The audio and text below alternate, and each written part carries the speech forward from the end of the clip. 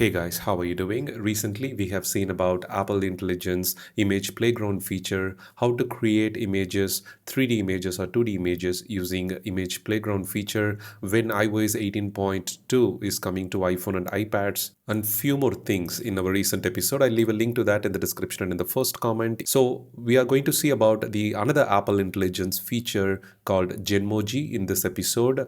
When you access the emoji keyboard, whether in Messages app, WhatsApp or Telegram, you can see that next to the search emoji box, you have an emoji icon, a colorful icon, and when you tap on it, it'll give you the splash screen of what this Genmoji feature is all about. And when you click on continue, you can start creating the Genmoji. It is right now in beta version.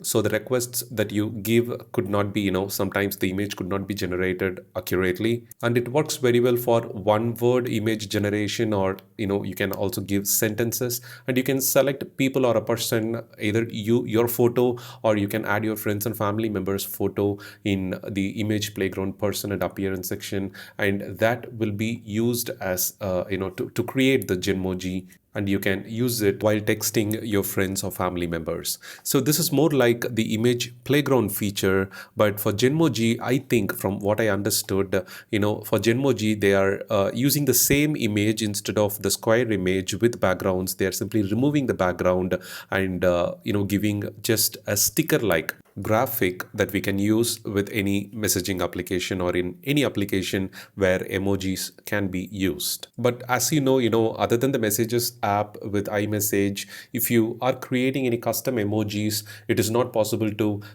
send it with regular emoji standard to Android or other operating systems. It won't be recognized. That's why WhatsApp makes it as a sticker. You can see the preparing sticker option when you try to send an emoji, and that will be sent as a sticker to the other person that you're trying to send. And so far, the cutout is definitely good for being in the first beta version, and I'm expecting more improvement in upcoming betas. And the text prompt also, that we give to add some expressions, or, to our personal photo or family or friends photo, that is not working right now. But in upcoming betas, I think Apple will fix that. They also provide the feedback option with each Genmoji generation, similar to the image playground image generations, so that they can understand what kind of improvements, feedback that we have, the problems we encounter, so that they can fine tune and improve it in upcoming iOS beta versions. And the iOS 18.2 beta release expected by second week of December, and we will see the Apple Intelligence Image Playground and Apple Intelligence Genmoji feature coming to our comparable iPhone, iPad and Mac computers. When it comes to the iPhone 15 Pro and above models only compatible with Apple Intelligence